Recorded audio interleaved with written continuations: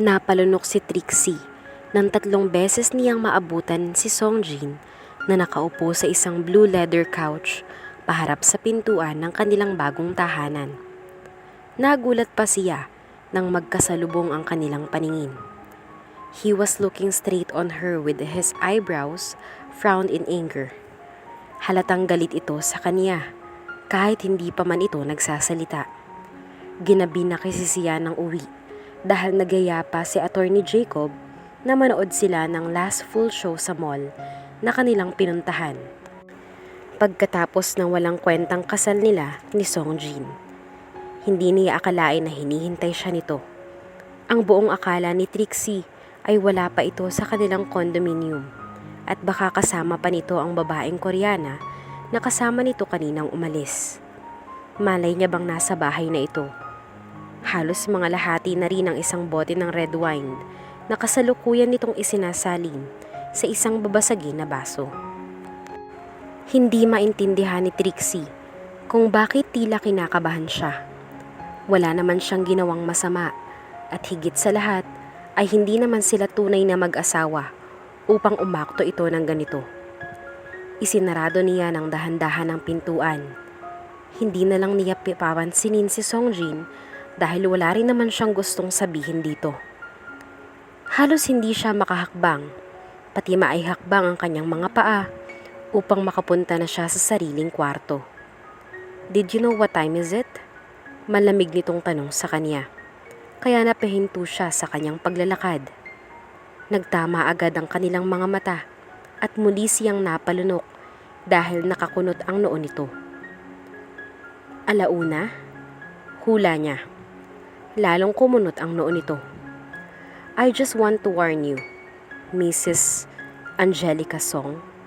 Ikinasal ka sa akin kanina at gusto kong maging malinaw sa'yo na ayokong magkaroon ng kahit anong balita tungkol sa'yo na makakaapekto sa akin, lalong-lalo na sa business ko. Wala naman akong ginagawa. Tomorrow morning, the news of our wedding will come out. Tumayo si Songjin at lumapit ito sa kanya. Napansin niyang mas gwapo ito ngayon dahil nakasuot lamang ito ng plain t-shirt na tinernuhan ito ng kulay itim na pajama. Bakit naman ibabalita pa yung kasal natin? I'll just want to remind you that you don't marry a simple person. I am the president of the biggest and largest electronics company in Asia. Maging maingat ka sana sa mga kilos mo. Kung gusto mong lumandi habang may kontrata pa tayo, siguraduhin mo munang wala kang magiging epekto sa negosyo ko. Or else, I will not let you go out. Napalunok siya sa mga sinasabi ni Songjin. Nais niyang batukan ang kanyang sarili dahil napakaseryoso na nga ng mga sinasabi nito ay nagawa pa rin niyang magpapikit at maamoy ang fresh mint breath nito.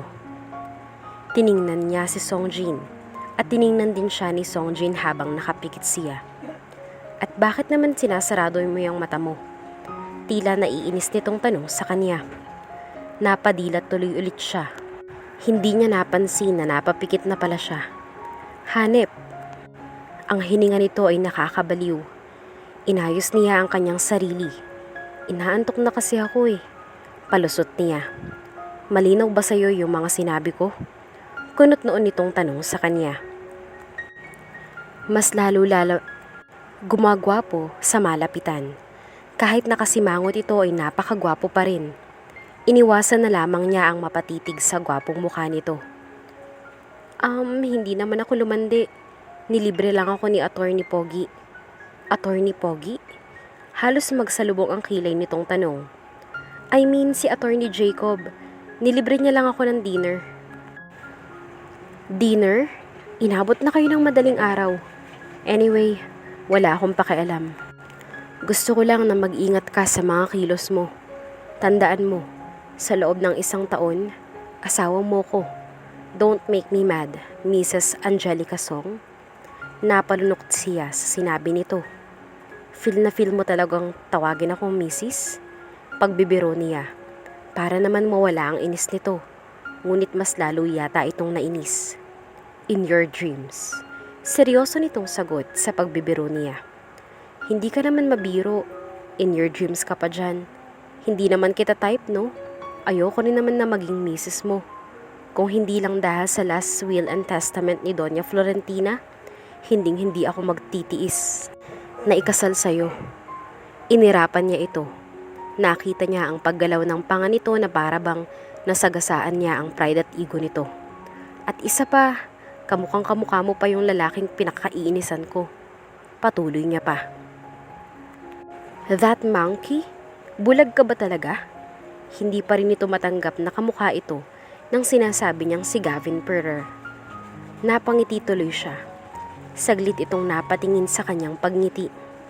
Oo, magkamukha kayo sa paningin ko. Bulag ka nga. Naiinis at napipikon siya nitong nilayasan. Pumasok na ito sa sariling kwarto nito. Napahagikik na lamang si Trixie dahil nakuha na niya ang kahinaan ni Songjin. Pikon ito. Gwapo sana eh, ang sungit-sungit naman. Napapailing na lang siyang pumasok sa kanyang kwarto upang makapagpahinga na siya. Kinabukasan, tama si Songjin. Ibinalita nga sa buong South Korea ang kanilang naging kasal. Mabuti na lamang at walang kahit isang litrato niya ang nakuhanan ng mga reporters. Kung hindi ay nagdedelikado ang tunay niyang pagkatao kapag may mga nakapag-picture sa kanya. Kailangan na niyang maging maingat ngayon. Maaga pa lamang ay wala na si Songjin sa kwarto nito. Baka maaga itong pumasok sa trabaho. Nahihiya tuloy siya dahil napuyat pa ito sa paghihintay sa kanya kagabi. Upang makabawi siya ay nagluto siya ng ulam upang pag-uwi nito mamayang gabi ay may kainin nito doon. Samantalang nagmamadali na agad siyang pumasok sa kanyang trabaho. Paniguradong galit na galit sa kanya ang amo niyang Koreano. Pagkadating niya sa toy store na pinagtatrabahuhan niya ay katakot-takot na sermon ang inalmusal niya mula sa kanyang amo. Ngunit napatawad naman siya nito at muli nitong ibinigay sa kanya ang kanyang teddy bear costume. Nagpasalamat siya sa amo niya bago niya isinuot muli ang kanyang teddy bear mascot costume. Wala pang isang minuto ay may mga estudyante nang naglapitan sa kanya upang magpalitrato. Ilang oras pa lamang siyang nagtatrabaho nang marinig niya ang baritonong boses ni Songjin. What are you doing here? Napatingin agad siya kay Songjin. Kinalaw niya ang kamay ng teddy bear upang makakaway siya dito. Hello asawa, di nagtatrabaho ako. Ano pa nga ba? Masayang sabi niya kahit hindi niya pa tinatanggal ang ulo ng teddy bear sa kanya. You're pain in my ass. Sumama ka sa akin. Akmang hihilahin sa nito, ngunit pinigilan niya ito. Nagtatrabaho pa ako. Reklamo niya na may halong pagbibiro na rin. Namula kasi ang pisngi ni Songjin sa tuwing tinatawag niya itong asawa. Tiningnan siya nito ng masama bago nito tinanggal ang ulo ng teddy bear. Lalo itong napasimangot nang makita nito ang pawis na pawis niyang muka. Kung gusto mo ng trabaho, bibigyan kita. Let's go. Maotoridad nitong utos sa kanya kaya napahubad tuloy siya muli ng kanyang teddy bear costume. Malakas siyang sumigaw na ikinapula ng buong mukha ng kanyang amo. Nagpaalam siya rito at galit na galit ito sa kanya. Ang ibig sabihin ng kanyang sinabi sa salitang Ingles ay hindi na siya babalik. Pagkatapos itong murahin siya ay napatakbo na siyang sumunod kay Songjin na nakasakay na sa kotse nito. Katulad noon ay pawis na naman siya. Hindi nagsasalita si Songjin at pinaharurot na lang nito ang sasakyan. Ngayon lamang niya napansin na nakapajama pa rin ito. Ibig sabihin ay hindi pala ito pumasok sa trabaho nito. Napahikab pa ito habang nagmamaneho. Napakamot na lamang si Trixie sa kanyang ulo nang makarating sila sa kanilang kondo. Maligo ka muna, then pag-uusapan natin ang trabahong ibibigay ko sa'yo. Iyon lang ang sinabi ni Songjin pagpasok nila sa kanilang bahay. Dumiretso na itong muli sa kwarto nito. Naligo na ako kanina eh. Napapanguso niyang sabi, ngunit naamoy niya ang kanyang sarili na amoy pawis, kaya nagmamadali siyang naligo. Hindi maintindihan ni Trixie ang saya sa kanyang puso nang mapadaan siya sa kusina. Nabawasan na ang ulam at kanin na iniwanan niya doon kanina. Ibig sabihin ay kumain si Songjin ng chicken adobo na niluto niya. Mabuti na lang pala at nakapagluto siya kanina bago siya pumasok sa trabaho. Napangiti na lamang siya bago siya pumasok sa banyo upang maligo. She can't help herself for staring at him. Napapatitig siya sa gwapong mukha ni Songjin habang nagpupunas ito ng basa nitong buhok gamit ang isang face towel. Habang ang isang kamay nito ay nakahawak naman sa cellphone nitong nakatapat sa bandang tenga nito. Halatang may kinakausap ito doon. Kalalabas lamang nito sa bedroom nito, kaya napaangat agad ang tingin ni Trixie kay Songjin at hindi na niya maalis ang paningin sa binata. Kaninam niya pa itong hinihintay lumabas ng kwarto nito. Nakaligo na siya at nakakain ng tanghalian. Hinihintay niya lang ito sa sofa na malapit sa kwarto nito. He have a classy, splendid, handsome face. Napaka-charming pala ng mukha nito na para bang ang sarap haplusin sa mga oras na iyon dahil napapangiti ito habang may kausap ito sa telepono hanggang sa natawa ito ng saglit. Ngayon ang unang beses na nakita niya ang pagngiti ni Songjin. Kung ano man ang kinangiti nito ay pinagpapasalamat niya iyon dahil nakita niya tuloy kung gaano ito kagwapo kapag nakangiti. Parang huminto ang kanyang mundo nang mapatitig siya sa pagngiti nito. Naging kakaiba ang pagtibok ng kanyang puso. Imbis na bumilis ang tibok ng puso nito, ay parang bumagal iyon at napakalakas ng tunog. Napapasinghap siya sa kada pagtibok ng puso niya dahil para siyang sisinukin sa sobrang tindi ng pagkabok ng kanyang dibdib. Wala sa loob na napahawak siya sa bandang dibdib niya. Ngayon niya lang iyon naranasan sa tanang buhay niya. Kung ganoon pala ang magiging epekto ng ngiti ni Songjin sa kanya, ay sana manatili na lamang itong nakasimangot dahil hindi niya alam ang gagawin sa damdaming namumuo sa kanyang dibdib.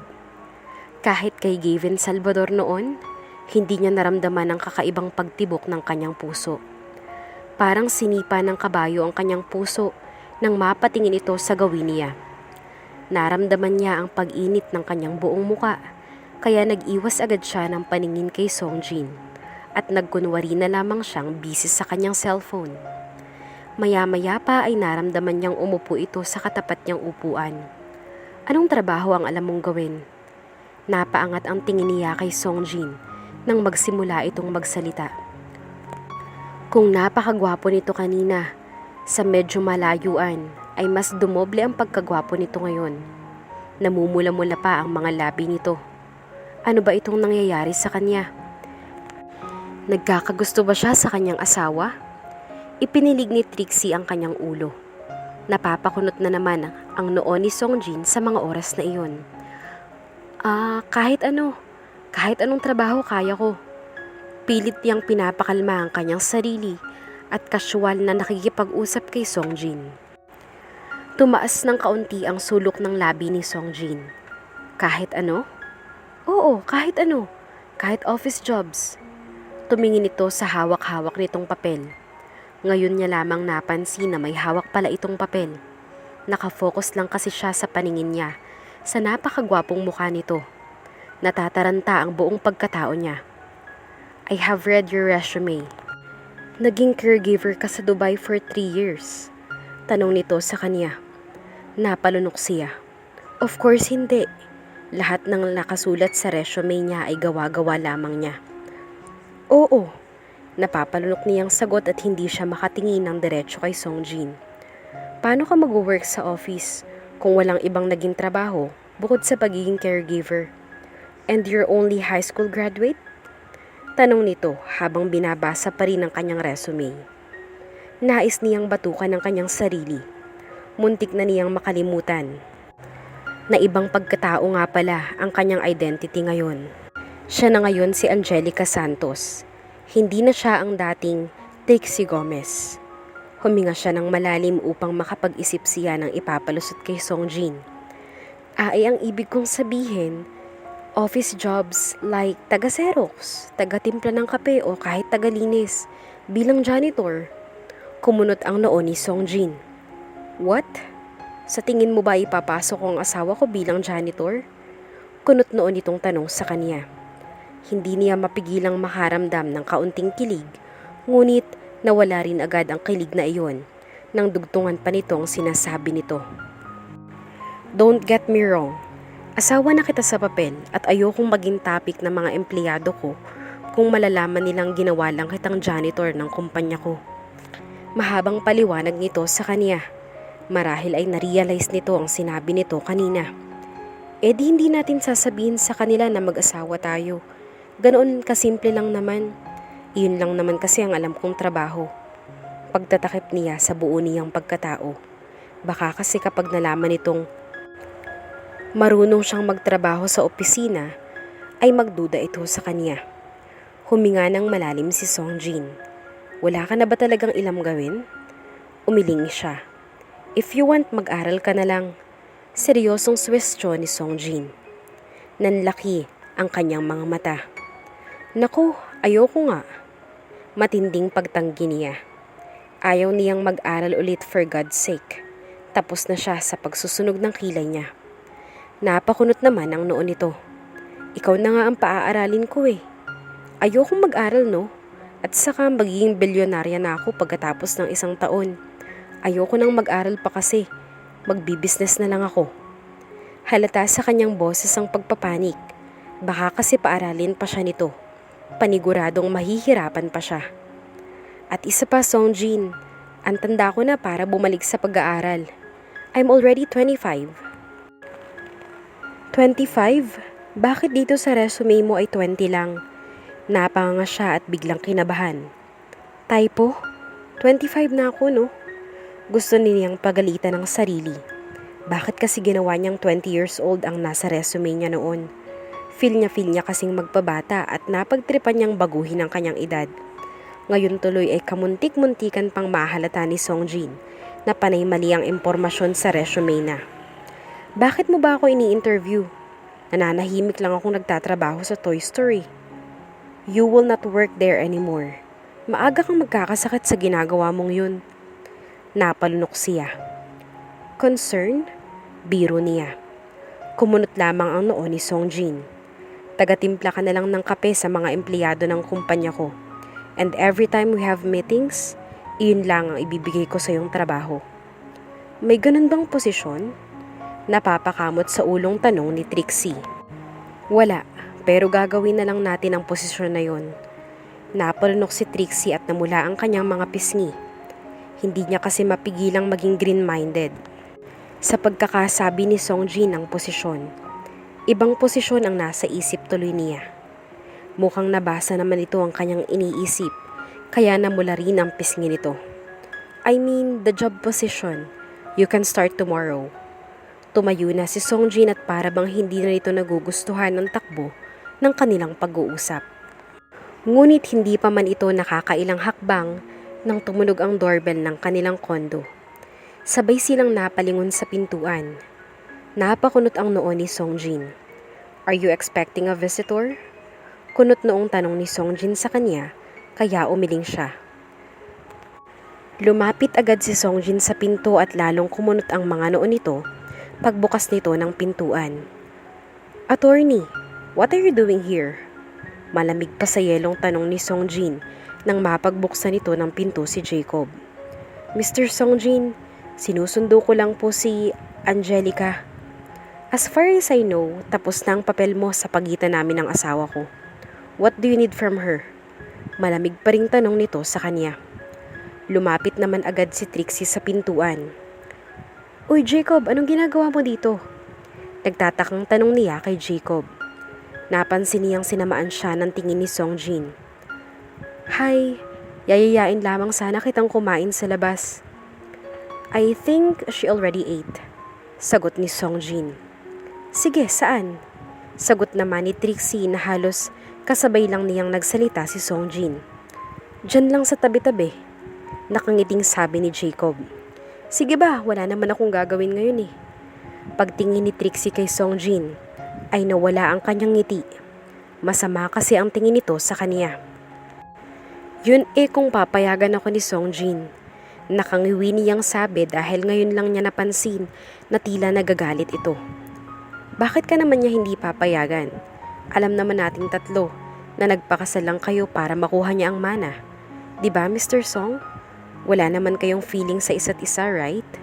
Tanong ni Attorney Jacob kay Songjin. Para bang gusto nang suntukin ni Songjin ang mukha ni Jacob, ngunit nagpipigil lamang ito. Hindi agad sumagot si Songjin, kaya nagtanong pa muli si Jacob. Pwede ko namang ligawan si Angelica, diba? Tutal, maghihiwalay naman kayo after a year. Nagtitigan at nagsukatan ng pagkalalaki si Attorney Jacob at Songjin bago nagsalita ito.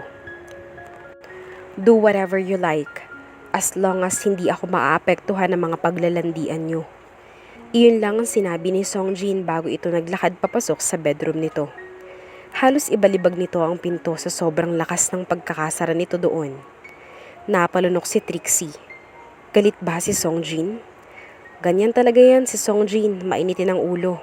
Ano, let's go? Tumingin muna si Trixie sa pinto ng kotse nito. Parang nawala na tuloy siya ng gana na sumama kay Jacob.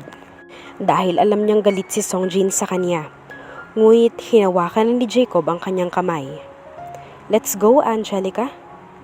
Uwi na tayo, attorney. Pagyaya ni Trixie kay Jacob. Kung saan-saan na kasi siya dinala nito mula kanina. Pagkatapos nilang kumain ay niyaya pa ulit siya nitong manood ng sine. Nag-enjoy naman siya dahil masarap itong kabanding. Hindi sa lahat nangungulila rin siya sa pagkakaroon ng isang kaibigan. Mula kasi nang maiskandalo siya ay wala ng kaibigan pa ang lumapit sa kanya at wala ring nagtangkang kamustahin siya. Nakakalungkot lang dahil ang itinuring niyang kaibigan noon ay napakadaling tumalikod sa kanya sa mga panahong kailangan niya ang mga ito. Pagod ka na, baby? Tanong ni Jacob sa kanya. Mula pa kanina ay baby na ang tinatawag nito sa kanya. Mukhang na-inlove na agad sa kanya si Jacob sa mabilis na panahon. Palagi pa itong nakatitig sa kanya sa tuwing nagsasalita siya na para bang gandang-ganda ito sa kanya. Masaya itong kasama ngunit hindi niya maramdaman ang kakaibang pagtibok ng kanyang puso sa tuwing nagpapabuntong hininga ito. Dahil si Songjin lamang ang nakakapagparamdam ng kakaiba sa kanya. Gusto niyang umuwi dahil pakiramdam niya ay namimiss niya na ang binata. Nag-aalala rin siya na magalit ito kung magpapagabi pa sila ni Jacob. Kabilin-bilinan pa naman ito sa kanya na huwag siyang gagawa ng ikakadamay nito. Masarap sanang isipin na nagseselos ito sa kanilang dalawa ni Jacob. Kaya ito nagagalit, ngunit malabo iyon. Alam ni Trixie na nagagalit lang ito dahil maaaring madawit ang pangalan nito kung sakaling may makakaalam na siya ang asawa nito at may kinakasama siyang ibang lalaki. Tumango si Trixie. Oo, pagod na ako. Tara na. Medyo nakangiti niyang pagyaya kay Jacob. Masaya siya dahil nakapalagayan loob niya ito. Ngunit alam niyang hanggang pagkakaibigan lamang ang maaari niyang ipagkaloob dito. Okay, ihahatid na kita. Hinawakan ni Jacob ang kanyang kamay. Wala siyang kahit katiting na kilig na nararamdaman. Tahimik lamang si Trixie habang nasa loob siya ng sasakyan ni Jacob. Halatang mayaman rin ang binata dahil napakaganda rin ng kotse nito. Nang makarating sila sa tapat ng condominium na tinitirahan nila ni Songjin, ay nagpaalam na siya kay Jacob at nagpasalamat. Salamat sa libre ha. No problem. Minsan lang ako makakilala ng kasing ganda mo. Kaya kahit araw-araw ay willing akong ilibre ka. Pambobola ni Jacob sa kanya. Nauna itong bumaba ng kotse nito bago siya nito pinagbuksan ng pintuan. Salamat sa paghatid, attorney. Pasasalamat niya ulit kay Jacob nang ihatid siya nito hanggang sa pintuan ng kanilang kondo. You're always welcome, baby. Sabay silang napalingon ni Jacob nang kusang bumukas ang pintuan ng condo unit. Parang tumayo ang mga balahibo ni Trixie nang magtama ang kanilang paningin ni Songjin. Madilim ang ekspresyon ng gwapong mukha nito. Halatang narinig nito ang mga sinabi ni Jacob kanina. Songjin, nabigkas tuloy niya ang pangalan nito. Pakiramdam niya ay nahuli siya ng kanyang asawa na mayroong ibang lalaki kahit wala naman silang relasyon nito. Get in. Matigas na utos ni Songjin sa kanya. Hindi man lamang nito tinapunan ng tingin si Jacob bago ito na unang pumasok sa loob. Napanunok siya at nilingon niya si Jacob. Nakakunot na rin ang noo nito. Attorney, ingat ka ha. Pasensya ka na. Nahihiyang paalam niya kay Attorney Jacob dahil sa inasal ni Songjin. Napabuntong hininga si Jacob dahil may napapansin nitong kakaiba kay Songjin. Thanks baby. Tawagan mo ako kapag may problema at kung sasaktan ka niya. Umiling siya. Wala, hindi naman masamang tao si Songjin, kaya wag kang mag-alala. Putol niya sa mga sinasabi ni Jacob. Nasisigurado niya kasing mabuting tao si Songjin, kahit pa kakakilala niya lang pala dito. Nung unang beses niyang makitang umiyak ito noon, habang yakap nito ang walang buhay na katawan ni Donya, ay naramdaman niya na may puso ito. Iiyak ba ito ng ganoon kung wala? At isa pa, 2 beses na itong naawa sa kanya sa tuwing pawis na pawis siya. Nais pa nitong pag-aralin siya, kaya sa tingin ni Trixie ay may mabuting puso si Songjin at hindi siya nakakaramdam ng takot dito. Hinaplos ni Jacob ang pisngi niya at ang manghahalikan siya nito sa kanyang labi nang mapatigil ito at hindi na ituloy ang halik. Narinig nila ang galit na pagtawag sa kanya ni Songjin mula sa loob ng kondo niya. Nataranta tuloy ulit siya. Oo, nandyan na. Sagot niya at nagmadali siyang pumasok sa loob. Naiwan tuloy si Jacob sa labas ng pinto na bitin na bitin. Naikuyom ni Jacob ang mga palad nito sa sobrang inis bago ito umalis doon. Samantalang sinulubong naman ni Trixie ang nagbabagang tingin ni Songjin nang maisarado niya ang pinto. Naroon lang pala ito at marahil nakita nito ang pagtangka ni Jacob na halikan siya. Are you out of your mind? Magpapahalik ka sa lalaki in front of my house? Galit nitong tanong sa kanya. Hindi siya makapagsalita dahil hindi niya maintindihan ang kanyang kinagagalit. Akala ko ay okay lang. It's not okay. You left all day with that jerk and you will kiss him in front of my house? You're impossible. Galit pa rin itong sermon sa kanya. Napanunok siya. Ano bang kinagagalit mo, Songjin? Tila natigilan naman ito sa kanyang tanong. Ngunit halata pa rin ang pagtaas at pagbaba ng dibdib nito na katunayan na nagagalit ito. What? What if there are reporters who see the two of you kissing in front of my house? Sa tingin mo hindi ako maaapektuhan? I will be scandalized by the two of you. Hindi ka ba marunong mag-isip? May asawa ka na. Para siyang sininok sa huling salitang binitawan nito. Napatitig lang siya sa gwapong mukha ni Songjin. From now on, you can't meet that Vasquez. At least hanggang sa matapos ang kontrata natin. Galit nitong sabi sa kanya bago ito pumasok sa bedroom nito at muling ibinilibag ang pinto. Bahagya pa nga siyang napatalon sa lakas noon. Pakiramdam tuloy ni Trixie ay galit na galit si Songjin sa kanyang ginawa. Hindi rin kasi siya nag-iisip. May punto rin naman ito. Kasal na sila at nakakabit na sa kanya ang last name nito. Ibig sabihin ay kailangan niyang protektahan at ingatan iyon. Kailangan niyang magdoble ingat para na rin sa reputasyon ni Songjin. Mabigat ang kanyang loob na pumasok sa kanyang kwarto, ang kanyang bedroom mismo. Naligo siyang muli dahil pakiramdam niya ay nanlalagkit ang kanyang katawan. Tag-init na kasi. Nilakasan na lamang ni Trixie ang temperatura ng aircon sa loob ng kwarto pagkatapos niyang maligo at magpalit ng pambahay na damit. Napili niya ang isang terno t-shirt at short niya na pantulog. Mas presko iyon kaysa sa panjama niya. Nang mapatingin siya sa orasan ay 7:00 na ng gabi. Napaisip siya kung kumain na ba si Songjin. Bigla tuloy siyang nakonsensya. Kahit naman hindi totoo ang kanilang kasal, ay nararapat pa rin gampanan niya ang pagiging isang mabuting asawa dito. Ngunit nakuha niya ang makipag-date pa sa ibang lalaki, imbis na maging mabuting asawa dito. 1 taon lang naman ang hinihiling nito. Lumabas siya ng kanyang kwarto upang magluto sa kusina nang ipapakain niya kay Songjin. Buttered chicken na lang ang kanyang naisip lutuin dahil mabilis lang iyong maluto. Mag-aalas 8 na ng gabi nang matapos siya. Nakapagluto siya ng buttered chicken at garlic rice. Inilagay niya iyon sa isang tray at naglagay rin siya ng iba't ibang prutas doon at isang baso ng apple juice. Nakita niya lang iyon sa refrigerator ng kondo. Kinakabahan man ay nagawa niya pa ring kumatok sa pintuan ng kwarto ni Songjin habang bitbit niya ang tray ng mga pagkain. "What?" Inis na tanong ni Songjin sa loob ng kwarto nito. "Songjin, kumain ka muna." Wala itong naging sagot kaya kumatok siyang muli. "Ipinagluto kita, Songjin, kumain ka muna." Ilang saglit lang ay binuksan na ni Songjin ang pinto ng kwarto nito. Nakakunot ang noo nito ngunit bahagya iyong nawala nang mapatingin ito sa tray ng pagkain na hawak-hawak niya. Naramdaman agad ni Trixie ang malamig na aircon sa loob ng kwarto ni Songjin at napakabango ng kwarto nito.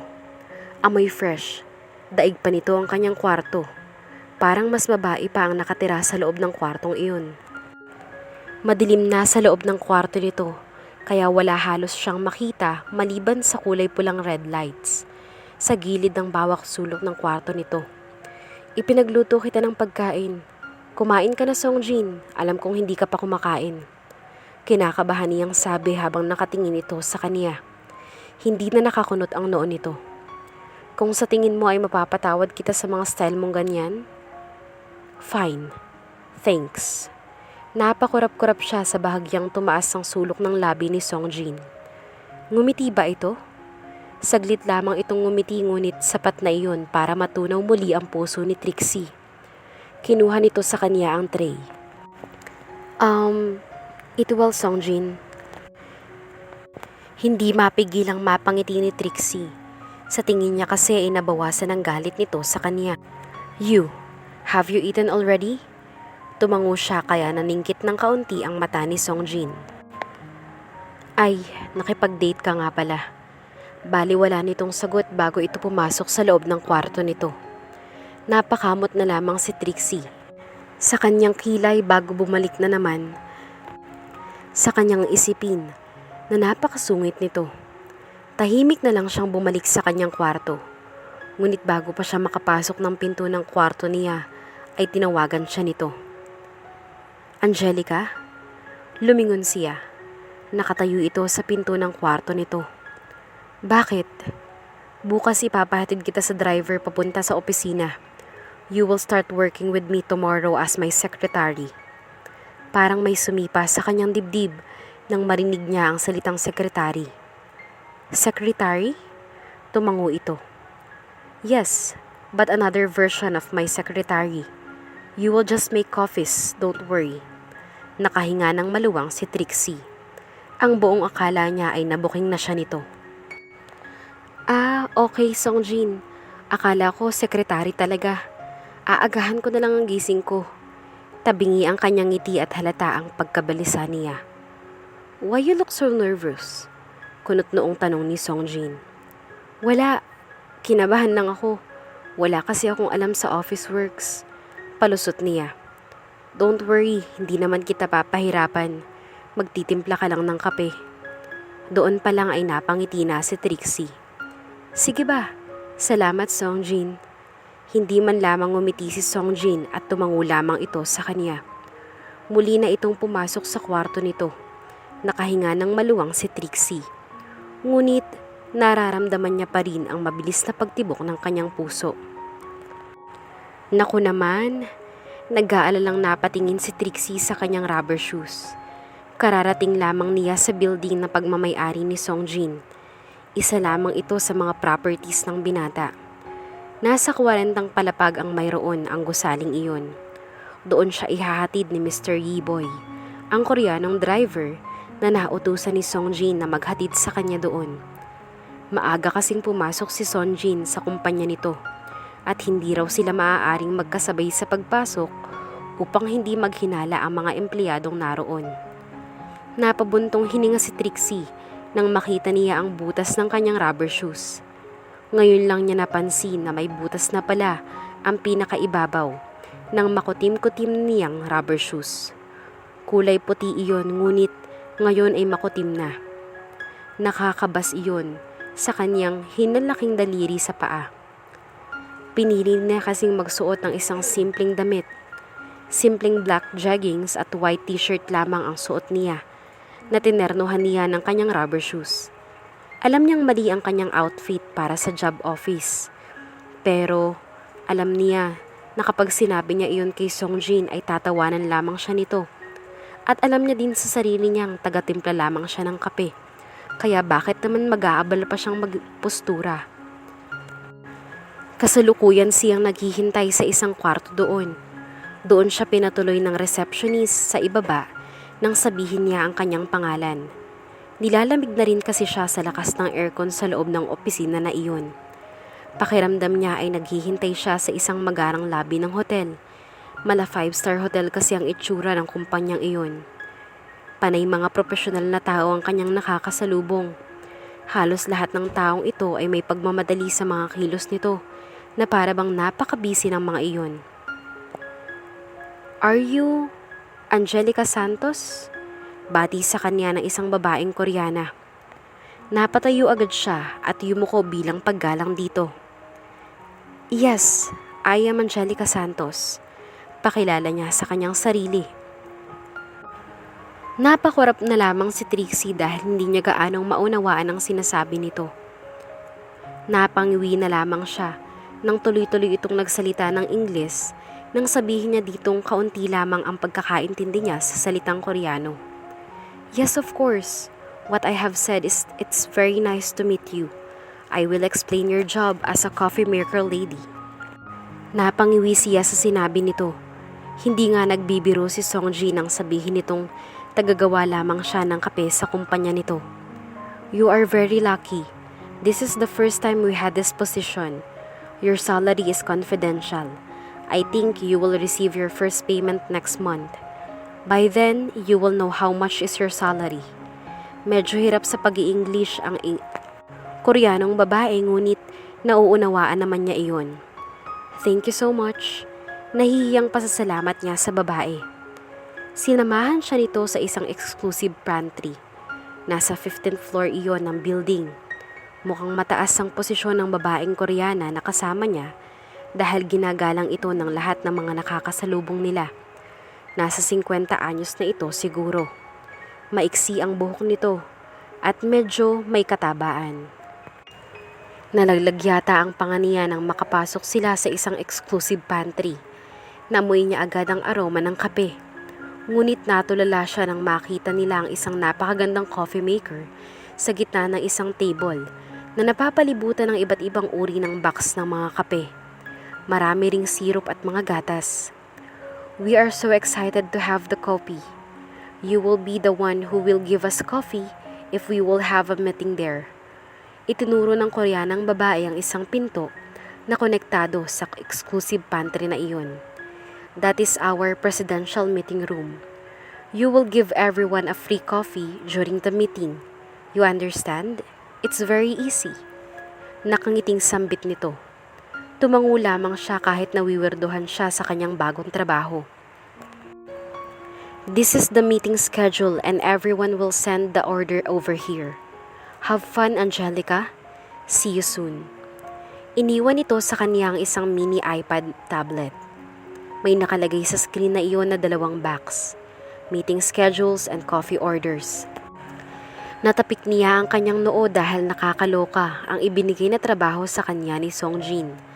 Naisip pa talaga nitong bigyan siya ng exclusive pantry para lamang magtimpla ng mga kape? Bahagya siyang nagulat nang umilaw ang kanyang iPad. Nagkaroon ng notification sa meeting schedule. "The meeting will start in 15 minutes. Pagbasa niya sa screen ng iPad mini tablet na iyon. Nanlaki ang kanyang mata at sunod-sunod muling tumunog ang notification at 10 order ng iba't ibang kape ang in-order ng mga ito. Napangiti siya dahil mukhang mag-e-enjoy siya sa kanyang bagong trabaho. Malayong malayo iyon sa trabaho niya bilang mascot. Itinali niya ang kanyang mahabang buhok bago siya nagtimplang kape. Mayroong iba't ibang uri ng kape doon na tamang-tama para sa mga orders ng mga empleyado. Wala pang 15 minutos ay natapos na niyang magtimpla ng kape. Ang sabi ng Koreana kanina ay hintayin niya raw umilaw ang red button sa ibabaw ng pintuan kung maaari na siyang pumasok sa loob ng meeting room. Nang makita niyang umilaw iyon, ay agad niyang itinulak ang mini trolley na pinaglalagyan niya ng mga kapeng itinimpla. Dahan-dahan siyang kumatok sa pintuan at dahan-dahan niyang binuksan iyon.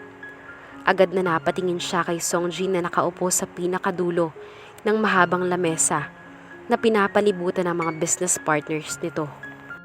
Nang magtama ang kanilang paningin ay parang may maliliit na paru-parong nagliliparan sa kanyang sikmura. Mukha kasing hinihintay talaga nito ang pagpasok niya doon. Hindi rin ito nakasimangot sa mga oras na iyon, kaya doble ang kagapuhan nito. Nagsambit ng isang Koreanong langwahe si Songjin na ang ibig sabihin ay enjoy your coffee everyone. Tuwang-tuwa naman ang mga Koreanong business partners nito habang binibigay niya sa bawat isa ang mga orders nito. Nang makatapat siya kay Songjin, ay bahagya itong ngumiti sa kanya. Pakiramdam tuloy niya ay tumalo ng kanyang puso. Nginitian niya rin ito bago niya ibinigay ang kapeng in-order nito. Ito pala ang umorder ng double milk and hazelnut coffee. Iyon ang pinakamasarap sa pang-amoy ni Trixie. Sa tingin niya ay pareho sila ng gusto ng timpla ng kape. Thank you. Napakurap-kurap siya dahil si Songjin lamang ang nagpapasalamat sa kanya. Hiyang-hiya tuloy siya nang magtinginan ang mga business partners nito. Bigla tuloy nagpasalamat sa kanya ang mga Koreano at halos magyukuan pa ang mga ito. You're welcome. Napapangiti niyang sambit bago siya nagyuko at lumabas na sa meeting room.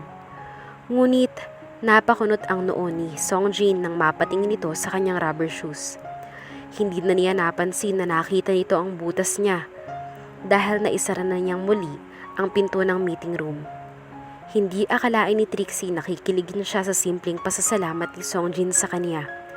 Sa tingin niya ay nagiging crush na talaga niya ang kanyang asawa. Napainat si Trixie sa kanyang mga kamay at sabay na napahikab. Inaantok na siya habang nakaupo siya sa coffee room. Nakakadalawang set of meetings pa lang ang nabibigyan ni Trixie ng mga kape. So far ay nag-e-enjoy naman siya sa kanyang trabaho. Less stress iyon at pakiramdam niya ay may-ari siya ng isang coffee shop. Challenge rin para sa kanya ang iba't ibang klase ng kape na in-order ng mga empleyado. Hindi niya napansin na mag-aalas 12 na pala ng tanghali. Kung hindi pa kumatok sa pinto ang isang Koreanang babae, ay hindi pa niya malalaman na lunchtime na. Hello, it's lunch already. Gumanti siya ng matamis na ngiti sa babaeng Koreana. Mukhang mas bata pa ito kaysa sa kanya. Nagpasalamat siya sa bata. Pinay ka? Nakangiting tanong nito na ikinagulat niya. Hala, marunong ka palang magtagalog. Konti lang, boyfriend ko ay Pinoy. Lalong namilog ang kanyang mga mata. Ang galing kasi nitong magtagalog kahit Koreana ito. Wow talaga, nakakatuwa naman. Masaya niyang sabi bago ito lumapit sa kanya. Ako si Yonji. Ikaw, sino? Ako naman si Angelica. Pagpapakilala niya. Muntik na niyang masabi ang tunay niyang pangalan. Mabuti na lamang at hindi niya naituloy. Nakipagkamay ang babae sa kanya. Sa tingin niya, parang may kakaibang saya ang kanyang puso dahil sa wakas ay magkakaroon na siya muli ng kaibigan. Halika, kumain tayo sa kusina. Pilit itong nagsasalita ng Tagalog kaya naaaliw si Angelica. Sure. Sumama si Trixie kay Yonjay. Hanggang ngayon ay namamangha pa rin si Trixie sa ganda ng kumpanya ni Songjin. Para silang naglalakad sa isang lobby ng hotel. Carpeted pa ang mga tinatapakan nila. Ilang taon ka na? Tanong ni Yonjay nang makapasok sila sa napakalaking kantin. Hawak-hawak pa ni Yonjay ang kanyang kamay na tila ba matagal na silang magkaibigan. 25 na ako, ikaw? Nakangiting tanong niya. Napansin ni Trixie na maraming napapatingin sa kanya. Marahil ay naninibago ang mga ito sa kanya dahil bagong empleyado lamang siya. Karamihan sa mga tumitingin sa kanya ay ang mga lalaking Koreano. 23 ako. Ang ganda ikaw, sabi ni Yonjay sa kanya na ikinangiti niya lalo. Ikaw rin, ganting puri niya kay Yonjay. Kinilig naman ito. Libre mo ko. Natawa siya dahil sa sinabi nito. Mukhang nagbibiro lamang ito kaya nagtawanan silang dalawa. Kaya na mo sinabing maganda kasi ililibre kita. Biro rin niya dito. Kumapit pa ito sa braso niya. Joke lang, libre kita madami. Umiling siya. Naku, wag na yon, Jay. Basta libre kita para friend na tayo. Wala na siyang nagawa sa libre ni Jay. Pumila sila sa mga taong nakapila sa kuhanan ng mga pagkain. Ngunit natahimik ang lahat na may isang tao ang hindi inaasahan na pumasok sa loob ng kantin. For the first time in history, ay ngayon lang ito pumasok doon. Kaya naman halos napanganga ang mga empleyado habang nakatingin sa big boss ng Gongxing Electronics. Walang iba kundi si Mr. Songjin. Dahil sa pagtahimik ng mga tao ay nagtaka si Trixie kung ano ang kinatatahimik ng kanina lamang ay maingay na lugar. Napanganga rin siya nang makita niyang papalapit sa kanilang kinatatayuan si Songjin. May 10 bodyguards ang kanyang nasa likuran. Lalo tuloy nakakapanghina ng tuhod ang presensya nito. Halos lahat ng mga taong madadaanan ni Songjin ay yumuyuko upang gumalang sa binata. Palakas naman ang palakas ang tibok ng puso ni Trixie sa mga oras na iyon. Pakiramdam tuloy niya ay tumigil ang mundo dahil sa pagkakatulala ng mga tao sa paligid niya. Anong ginagawa ni Songjin sa kantin? Bakit ito naroon? Napigil niya ang kanyang paghinga nang magtama ang kanilang paningin ni Songjin. Mr. President, yumuko si Jae nang huminto si Songjin sa tapat nilang dalawa. Napagaya na rin siya sa pagyuko kay Songjin. Sumobra pa nga yata ang pagyuko niya dahil nais niyang itago ang kanyang muka. Miss Santos, napalunok siya nang bigkasin nito ang peking apelyido niya. Nagangat siya ng tingin kay Songjin upang salubungin ang tingin ng mga ito. Bakit, sir? I need you in my office after your break. Seryosong sabi ni Songjin bago ito tumalikod na at lumabas muli ng kantin. Parang bubuyog na nagbulungan ang mga tao sa paligid. Panay ang pagtingin ng mga ito sa kanya.